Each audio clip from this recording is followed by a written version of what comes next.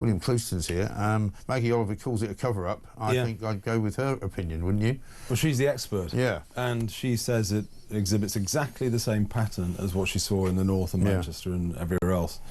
And it's interesting, isn't it? Sadiq Khan is on record as saying there's no indication that they exist. Yeah. And yet we have reports of girls being raped in hotels. Mark Rownley says there's a steady flow of reports. Yeah. So I think he's in denial, and a lot of people say I think so. It's the tip of the iceberg. But there's a broader problem here. Public trust in political institutions can go right down to 9%. You know, 9 out of 10 people in the country do not trust the institutions. Yeah. And you have to ask why. One of the reasons is things like the grooming gangs cover-up. If you're in Rotherham and you saw this, you saw what happened, the reaction of the authorities and the politicians was to try and pretend it wasn't there for the sake of diversity or other aims. They just put it undercover. That's worse. That's worse than facing up to it and actually dealing with it. Facing up to it requires some courage. You have to challenge certain people who are trying to, you know, protect interests. But I promise you, it's easy. It's better for the public and for our society if we just face up to this and deal with it. Sure. You don't want a mayor that says there's no indication when he knows there is. Yeah. And Maggie says to me, whenever I speak to her, we didn't have time to get into it this time, but, you know, it's still going on. In a lot of towns in the north, you know, Manchester, in Rochdale, in Bury, in parts of Bradford, you know, and she says not only is it endemic and part of the sort of the culture, and I don't mean just of the Muslim community, but it's part of the culture of the political class, and even the police. I mean, we now know that police officers individually were actually involved in not just complicitly, you know, keeping it quiet, but actually involved in some of the sexual assaults. Yeah, no, it's shocking, absolutely shocking. I was, when Dave Bentley ran in South Yorkshire Mayor, we met Jane Senior, who again is a bit like Maggie, is a whistleblower, and I think you've interviewed Jane. Yeah. And I was shocked, actually, after all we've been through, after the reports on what happened in Rotherham, Jane said to us, it's as bad now as it's ever been. And I couldn't believe that. And many of the perpetrators who have, if they have gone to prison, have come out and have just carried on. Of course, yeah. You know, no, it's shocking. I mean, nothing changes. Well, let's have a look at this. This is Susan Hall quizzing Sadiq Khan, and this is his typical attitude to what happens when he's asked the question.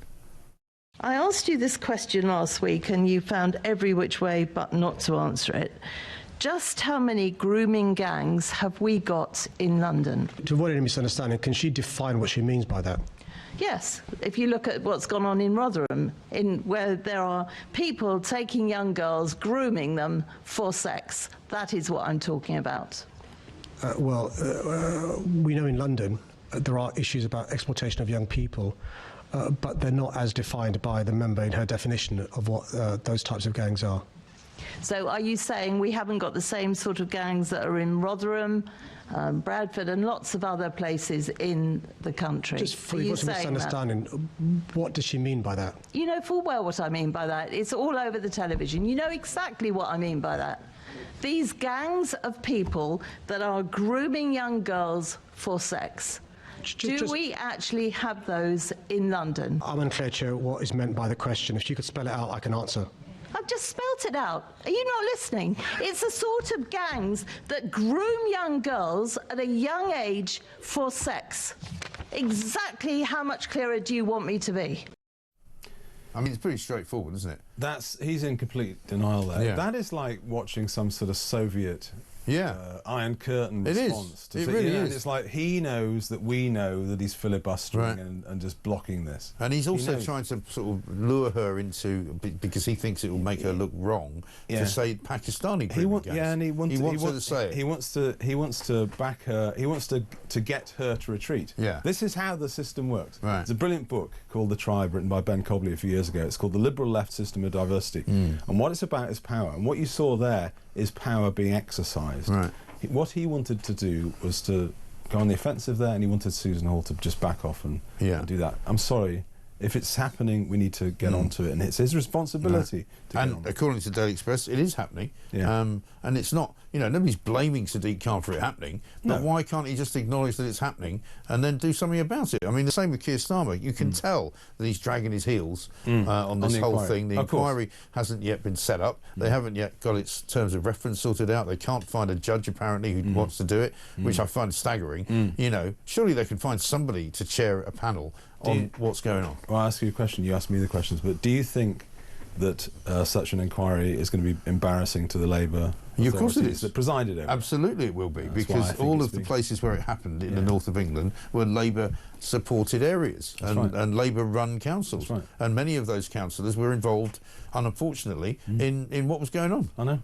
And if they weren't involved, they were family members of those people who were involved. Or covering it up. Yeah. Yeah. No, that's why they're dragging their heels. Yeah.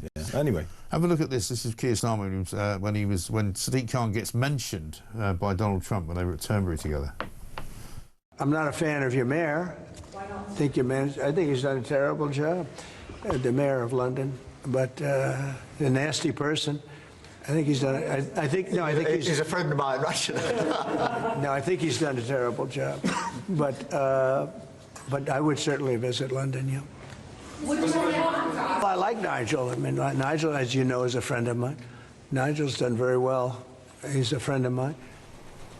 And I'd sort of forgotten about how cringeworthy that was for Starmer, who was again sitting there being humiliated and keeps going back for more, doesn't he? And of course, you should be careful when Keir Starmer calls you his friend, because he called Jeremy Corbyn his friend once, and then later on, oh, he was never my friend. Well, very little of what he says matters or means anything at all. It's a very low truth value. It is very low. I mean, I was looking earlier at his first tweet of the day, which we always do here on a daily basis if we can. And I have to say, it's just as useless and nebulous as all of his other tweets that he puts out. And in the midst of all of the scandal that's going on around the China story, the other problem with the football match in Birmingham, he's put out this: I'm committed to giving equal opportunity for young people across our country. Today, we're announcing plans for V levels, new vocational qualifications to upskill students in jobs for the future. That's national renewal. It's interesting, yeah. No, it isn't. I'd wondered actually with his, do you think he does his tweets or is it generative AI? I mean, some of them are so platitudinous. I'm sure he doesn't do them by himself. Obviously he doesn't do it himself, but they are so, the team that are doing them are just generating slop. It's just and it's never relevant to whatever the conversation is about the day. Like, you know, Prince Andrew's on the front pages. We've still got, I mean, the story which we picked up a bit earlier is about something to do with migrants coming into Europe. Russian spies and hard-left humanitarian groups are working with people smugglers to flood Europe with illegal migrants. It's coming from a Bulgarian interior minister. I mean, that's a pretty serious charge, isn't it? Very serious, but you know, it's not, what they'll say is that it's about cooperation with our European partners and all this sort of thing. But I've always said that any competent nation state can get a handle of its borders if it wants to, but it has to be a competent nation state. You just have to take responsibility yourself. And we are definitely very short of being a competent nation state. Absolutely, you know, it's state failure all the way. And Mahmood is saying that she's sending a warning. Well, the warning that she sends is that you've got about 1 in 1,000 chance of going back to France. That's the warning. Well, she's also had to be community noted this weekend by saying that, you know, we've deported 35,000 people.